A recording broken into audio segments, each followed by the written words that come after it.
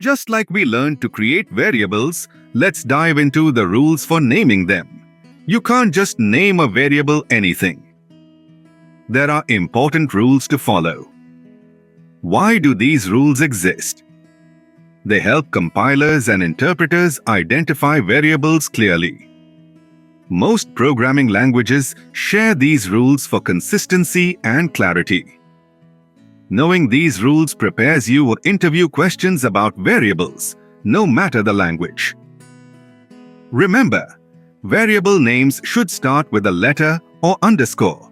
No special characters allowed. No spaces, and avoid reserved keywords. These rules keep your code clean. Most languages are case sensitive, so be mindful of that. Use camel case or snake case for better readability. It's a good practice. Languages like C++, Java, Python, and JavaScript all follow these rules.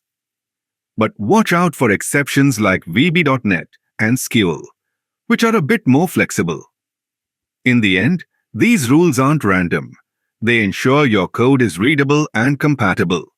By following them, you're not just writing valid code, you're writing good code.